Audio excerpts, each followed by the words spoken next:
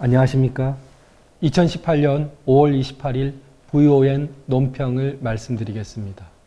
문재인 대통령이 이틀 전인 5월 26일 군사분계선을 넘어가 김정은과 2시간 회동한 것은 국가보안법 제6조 위반이며 지난 4월 27일 김정은에게 USB를 건네준 것은 국가보안법 제8조 위반 행위이고, 이는 북한의 이중적 지위를 무시한 자의적 행동으로 통치행위라는 이름으로 정당화될 수 없다는 점에 대해 말씀드리겠습니다.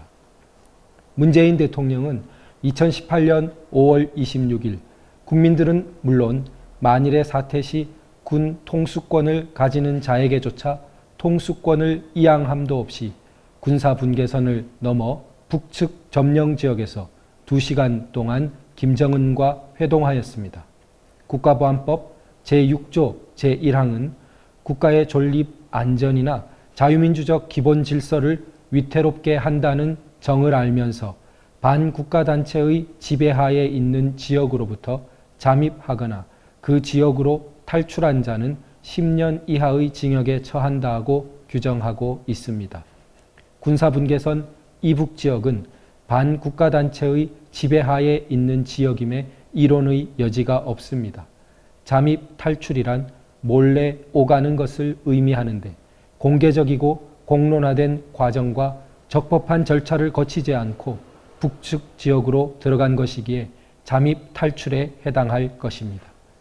국가보안법 적용에서 늘 관건이 되는 국가의 존립 안전이나 자유민주적 기본 질서를 위태롭게 한다는 정을 알면서를 따져보겠습니다.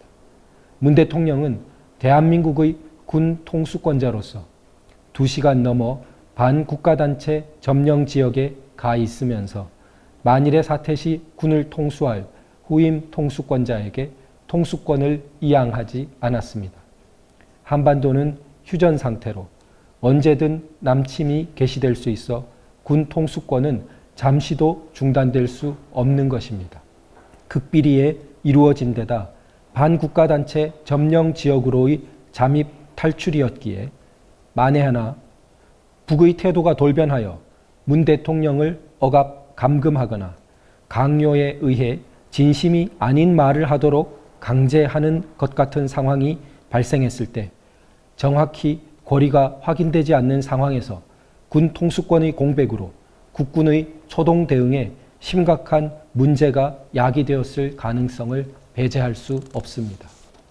따라서 문 대통령의 행위는 국가의 존립 안전이나 자유민주적 기본 질서를 위태롭게 하는 행위이고, 문 대통령은 그 지위상 이러한 정황을 알 수밖에 없어 국가보안법 제6조 제1항 위반 혐의가 명백하다고 하겠습니다. 또한 문 대통령은 지난 4월 27일 판문점 회담 중 김정은에게 정보 저장 장치인 USB를 건네주었습니다. 위 USB에 어떤 내용이 담겨져 있는지는 객관적으로 확인된 바가 없습니다. 성능이 좋은 USB의 경우 두꺼운 전화 번호부 수백 건 분량을 담을 수 있다고 알려져 있습니다. 문 대통령은 두꺼운 전화번호부 수백 건 분량의 자료를 어떠한 객관적 확인 절차를 거친 바도 없이 김정은에게 넘겨준 것입니다. 국가보안법 제8조 제1항은 국가의 존립 안전이나 자유민주적 기본 질서를 위태롭게 한다는 정을 알면서 반국가단체의 구성원 또는 그 지령을 받은 자와 회합, 통신, 기타의 방법으로 연락을 한 자는 10년 이하의 징역에 처한다고 규정하고 있습니다.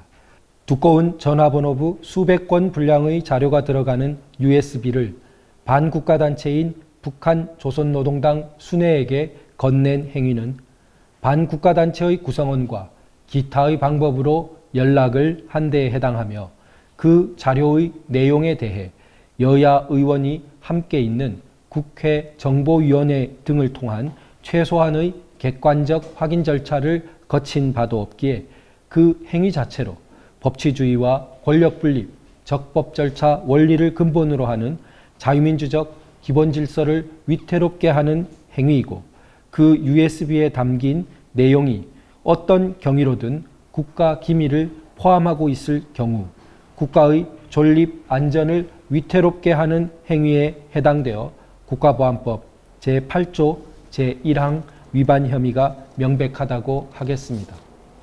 우리 헌법재판소가 견지하고 있는 북한의 이중적 지위에 대한 입장은 아직 변화된 바 없습니다.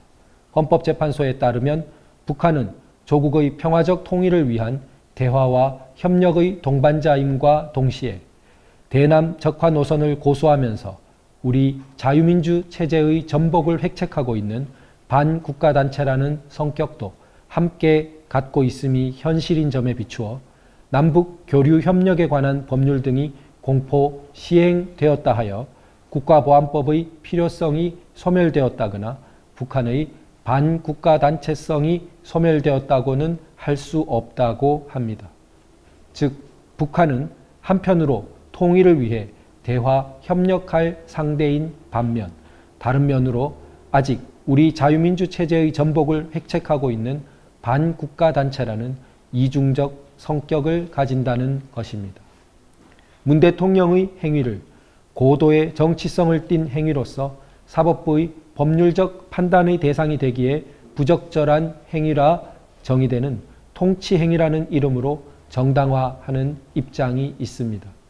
그러나 문정부 산하 통일부 정책혁신위원회는 2017년 12월 28일 박근혜 대통령의 개성공단 폐쇄 결정이 통치행위의 한계를 넘어 초법적인 것이었다고 비판하며 향후 대북정책이나 남북관계를 함에 있어 때로는 고도의 정치적 판단이 필요하겠으나 그런 행위를 하더라도 이처럼 헌법과 법률을 뛰어넘는 방식으로 이루어지는 것은 곤란하다. 법치주의가 남북관계에서도 당연히 관철되어야 한다고 발표한 바 있습니다.